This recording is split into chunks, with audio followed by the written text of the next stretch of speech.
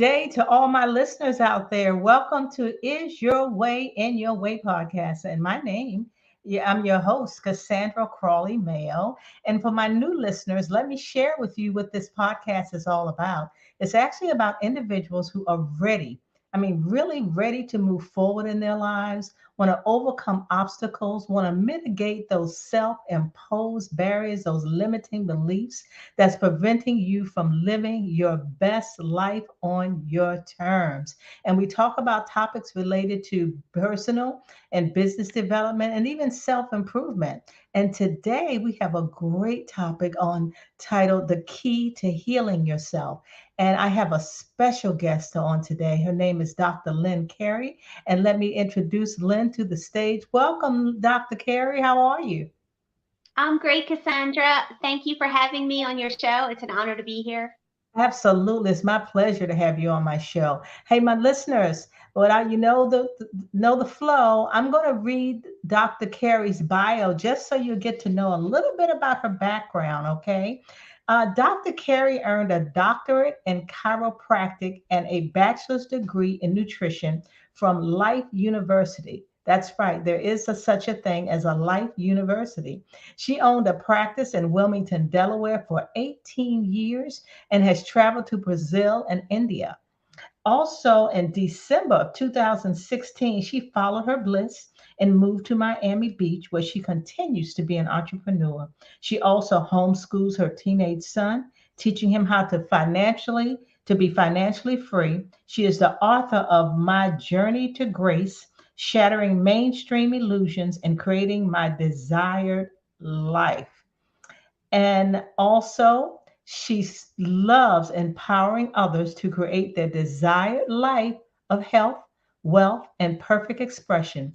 Today, she stays busy pursuing her entrepreneurial dreams and homeschooling her teenage son. Again, Dr. Carey, welcome to the show. Is Your Way in Your Way? My first question for you is I would like for you to share your personal journey and what led you to where you are today, like your chiropractic practice as well. Yeah, so, growing up, I always thought there had to definitely be more than what I was being shown life was. I just didn't see much talk of happiness or fulfillment. It was just like everybody was working hard, no Hmm. time off, and there still wasn't enough. And I just Yeah. saw this like survival state, and I couldn't have described it then, but that's what I felt.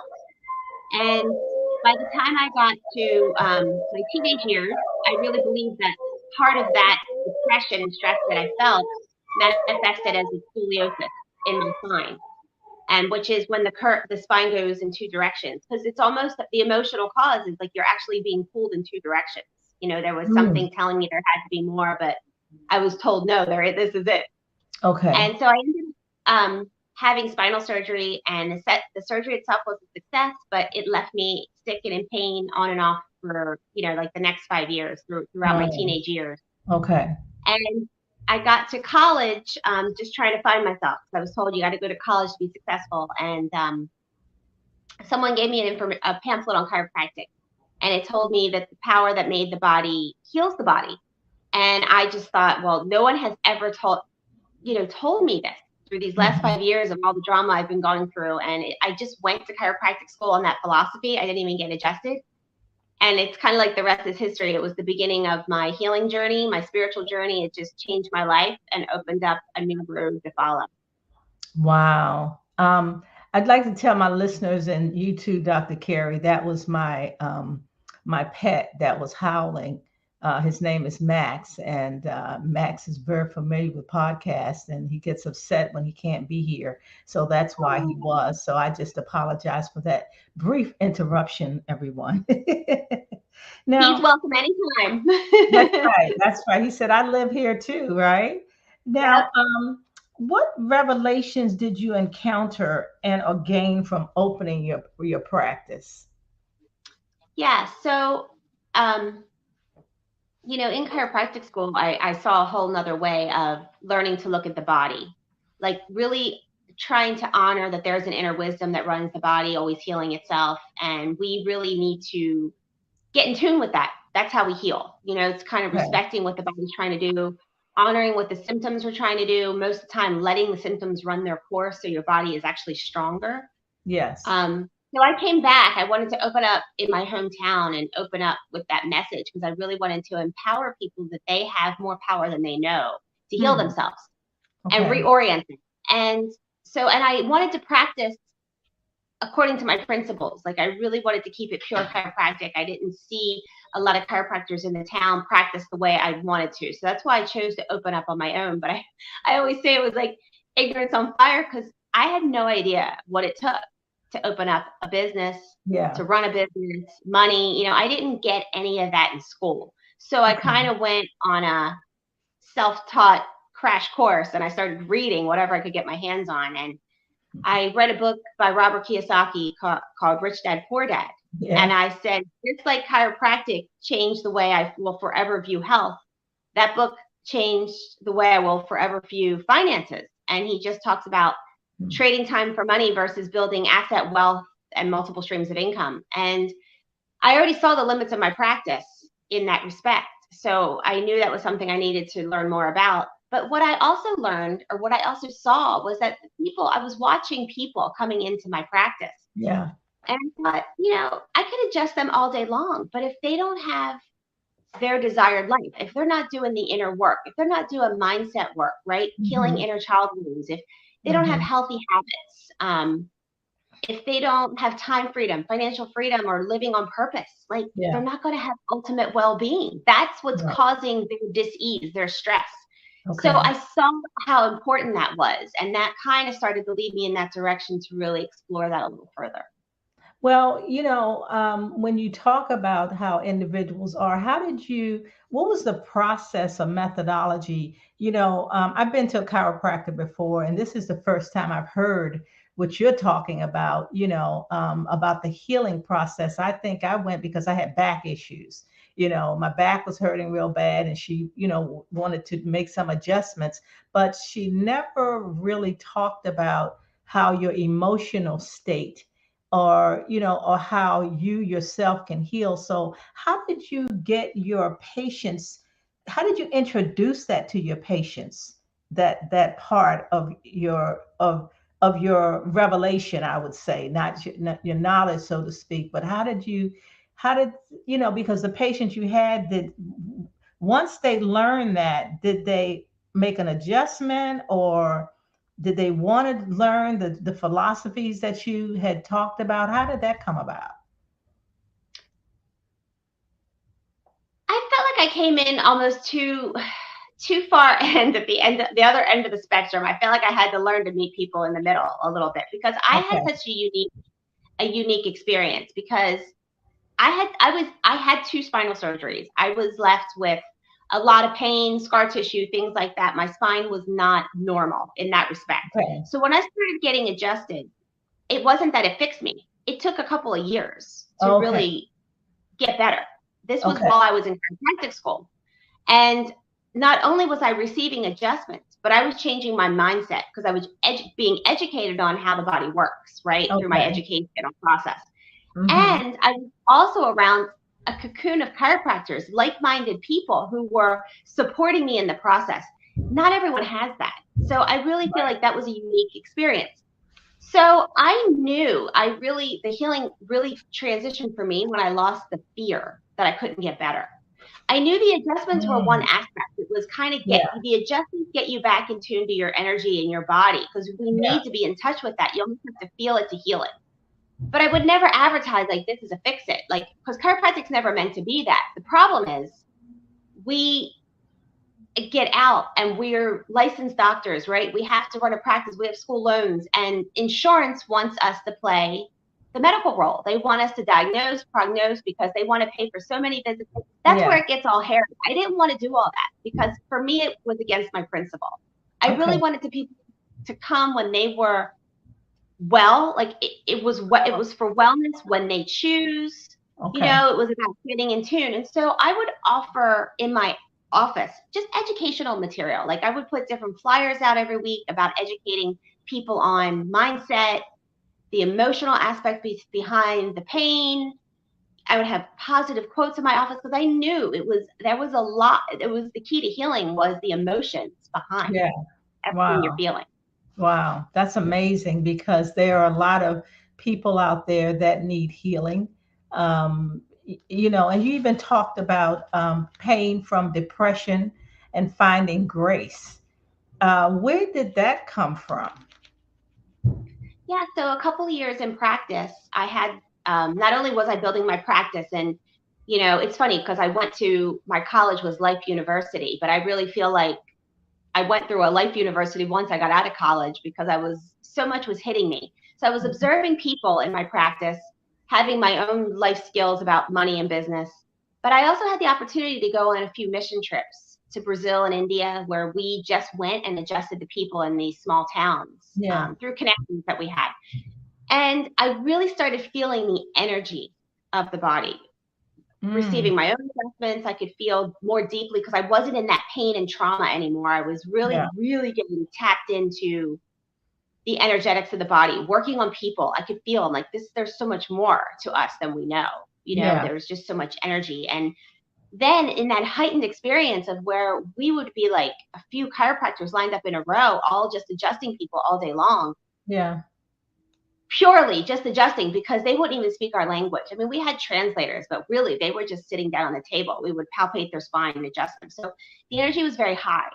And I remember Mm, feeling this high energy and I thought, there's something to this, but I couldn't verbalize it. But when I came home, I would kind of fall back into like that lower vibration. It was like a depression. And mm, then all of a sudden, I just got to the place where I went into a very high bliss state, I call it the grace state. And it's like falling in love, but there's no other person involved. You just feel yeah. high on life and nothing's really Wow. changed in your life. You Yeah. almost kind of look at your mundane daily chores or problems, what we Yeah. call problems, as it's just silly, it's just fun. We're Yeah. here to have fun. And I stayed in that grace state for about 18 months. And I realized this is what everybody's looking for. This is Yeah. our God source within. This is our high vibrational state. We can learn to be here instead of living at this low vibrational suffering pain place that most of society is in. We're Yeah. looking for our natural God source grace state. And that's where I wanted to bridge the gap, even for myself, because I didn't quite understand how I got there. So I kind of went on a journey of putting the pieces together, like how am I staying here, or what is Yeah. going on? I was going to ask that. What triggered that? Wow, you sound like that's a gold mine that you experienced. Wow. Totally. Wow, that is amazing.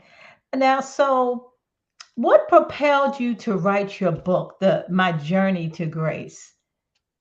This looks like a great You know, segue since you're talking about grace. yeah, I felt like we needed, especially I wrote it 3 years ago, when everything hit, when the world just was spun out of control, the lockdowns happened, and I knew there was a different aspect of health. I mean, I kind of already been living a different aspect of health for the last 25 years. How I Mhm. raised my son, how I pulled myself out of the medical world because of they caused me so many problems, and I Mhm. took my power back. And it really upset me to see what was happening 3 years ago. So I thought, maybe it's time to share my story. I was still working on my business. I wanted to become financially free. I was Okay. building my own personal life, really growing in that aspect. But I just thought maybe it's time to share my healing story because we need more stories of how we heal ourselves. We Yes, we need do. more stories of empowerment because all this fear was coming out. So that's what kind of spurred me to share it then. Okay. Okay. Um, based on I want to go back to your childhood experience and what were some of the lessons you learned, or you can perhaps maybe you can share a little bit about your backstory because I'm certain you learned some lessons on how you would rear your son today. You talked about your homeschooling and all of that, but we've all had childhood trauma, drama, or something that's going on. But then from that, we learn. And then you have a son, and I'm certain that you've learned something as a result of your childhood as you're rearing your son today. I realized a lot of things that I was being taught through my family, my parents, and I'm not saying they didn't have good intentions. I felt Sure. love. I felt thought they were doing the right thing. But they never answered my questions. And I got to the point where I just didn't share my ideas anymore. My schooling, the religion, the family, it was like they didn't have the answers I was looking for. I knew that they didn't understand what I was getting at. And I couldn't verbalize it. But I had these ideas that there had to be more. Even the money. Like I grew up we had a family business, and I made subs for like 10 years, but I saved for my first car. And I just remember every time I saved and bought something, I thought, was this object worth the amount of hours that I spent saving for it? Because I wasn't happy. Yeah. I connected that young, and no one could voice it for me. So I felt like, and I knew there was something missing in school. I was an honor student, an A student. I hated it. I felt like I was in a prison every day. Wow. And all these things, I just didn't find joy. And when I got out, chiropractic, I found purpose. I found all these ways that I kind of knew there had to be an answer for our young. So I realized that we have this God soul. We're born pure vessels. I mean, even this is our chiropractic philosophy. We come in as pure vessels until society puts stuff on us that isn't really natural anymore. So I really wanted to just be a guardian for my son's voice. I had him at home. He was never vaccinated. He was never circumcised. I adjusted him his whole life. I let him make choices for himself. Like, well, how do you feel about this? Because I wanted him to be in tune with that inner voice, because that's our guidance. And if we are kept in tune with that, life can be pretty blissed out. I really believe that. I think the battle, even like how you say, is your way your way? Yeah. In your way, because a lot of times it's the programming that we were taught is in our way of what really our natural state. So that's kind of how I feel like I'm still working out stuff for myself to this day. But for me, it's not that we're not going to have trials and tribulations here, right? That's part of the soul's journey. But I really just wanted my son to just have no interference as much as possible, to be the best, to allow him to just be himself. That was my goal. Okay, that's good. That's good, because we always say, and it's so true, that our childhood impacts our adulthood. And based on things that we've experienced, and for those who have children, and a lot of my listeners do, you are giving him his space. You're doing what I would say our parents did, even though it may not have been so great, but this is what I say: they do the best they can with what they knew, because they've been reared by parents as well, or guardianships or whatever. So what so in order to create your best life, or create your desired life, because that's kind of, your entrepreneur is your chiropractor. Is there anything else that you do, or is that it? That's your entrepreneurship role, is the chiropractor, right? Well, I actually evolved out of that. I closed my practice after 18 years, and I decided to really pursue my network marketing business, because I saw it as a place where I could help people with their health, become financially free, and work on their personal development in both those aspects. And I feel like that was the key. I feel like if people could really work on their personal development, entrepreneurship is an amazing vehicle to work on personal development. I don't think a lot of people realize that. Okay. And I also think personal development is really part of health. So for me, this is what I saw. People, you can't compartmentalize life, your health, your money, your relationships, how you feel inside, your mindset, and if you're feeling fulfilled, is all entangled. So I really feel like it's something that you have to, by creating a desired life, is key to really examine all aspects of your life. And is it in alignment with your highest purpose and self? So what tools do you use to help people or support people in creating their desired life? How does that process start? Yep. Well, there's a place to look. You have to decide, I guess, where you want to work. I always tell people, what do you want in life? And not everybody knows what they want. And I think the only reason they don't know is because they're afraid to say it, because I think they don't believe that it can happen. Maybe it's too big, Oh, right? okay. Hmm. So I think a great place to just get centered on what you want and what aspects are really calling to you, like get clear on that. Because sometimes we're in denial.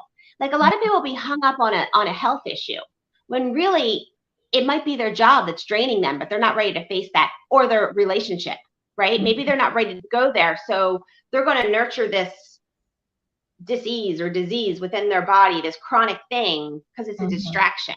They're not really getting to the root. That's just one scenario. So I think by journaling, what do you want your ideal life to look like?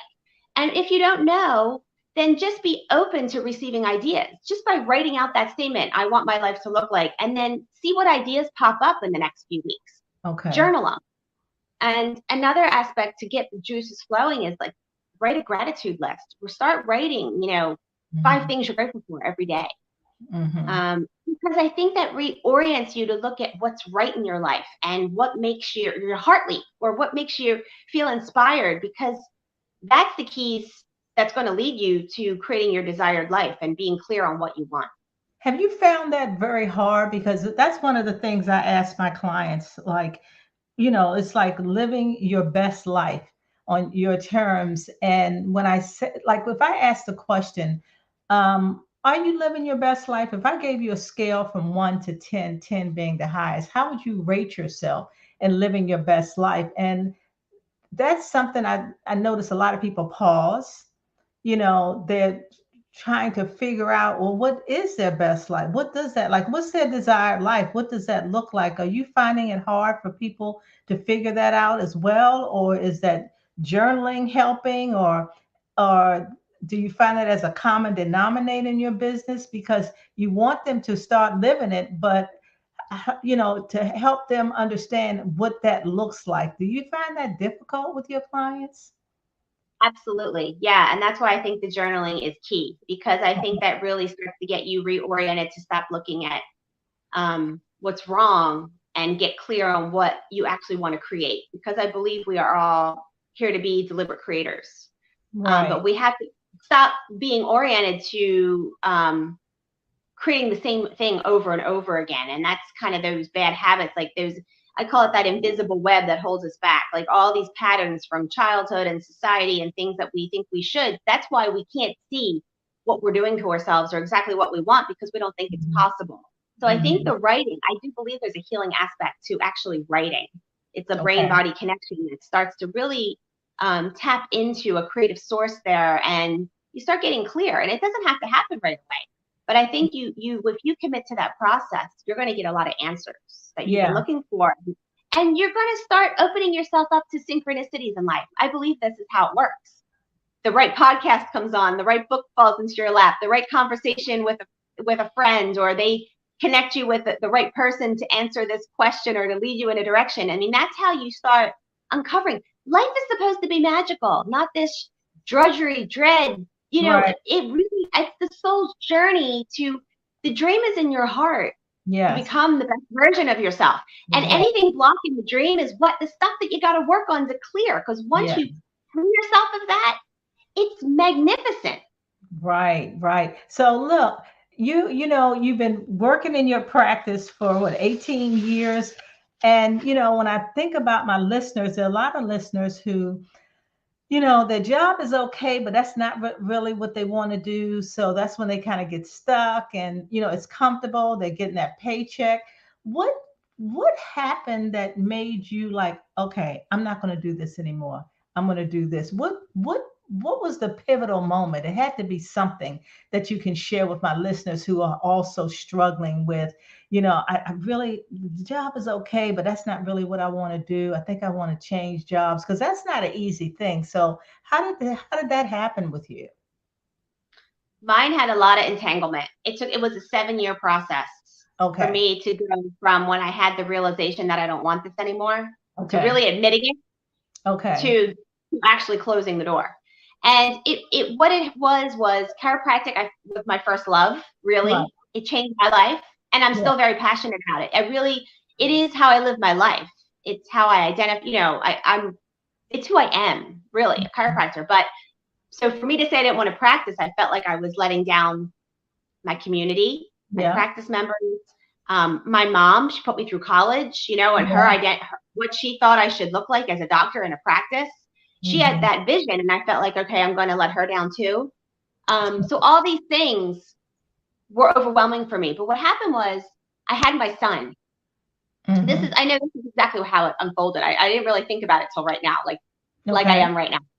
I had my son, and I kind of went through a dark night of the soul a little bit. As much as I already had my gray state and all this, but it was a lot of survival issues I had. Childhood issues came up Yeah. for me because, you know, Yeah. once you have your son, you start seeing dynamics different, you know. So I went through this, and to get through that dark phase, I used the Sedona method. I don't know if anyone has heard this by Hal Dwoskin, and there's a book. I think he has a YouTube channel. Okay. Sedona. The Sedona method, it's called. Okay. All right. And all it was it just makes you answer questions like, can you be with this feeling right now? Can you allow it to go right now? Like, so I did this course for like 6 months, and it Okay. released because I just felt like all this darkness was coming up to be released. Mm. When it released, it was like a 6 month period where it released, but I started having like another evolution really fast again, like when my gray state happened. And all of a sudden I realized, I'm like, I want to close my practice. I want to move to Miami. And I'm like, how am I going?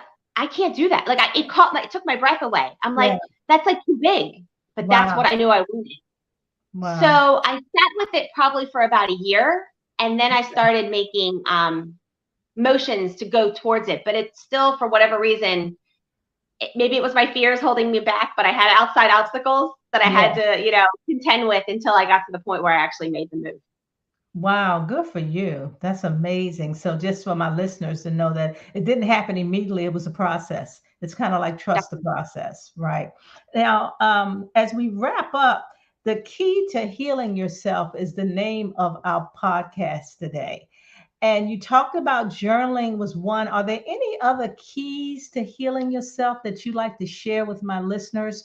Because I think, as you indicated, once we are in the process of being healed, like you said, it's magical. Opportunities start opening up for you. Those opportunities that you once or probably didn't even know, but yet it's kind of like when the student's ready, the teacher will appear. So let's kind of just talk about or give some tidbits or snippets on the keys to healing yourself besides journaling and the Sedona method sounds like that was one. Are there some other ones keys to healing it? Should they go to should they get a chiropractor and have them to work on their body or what is that? What else?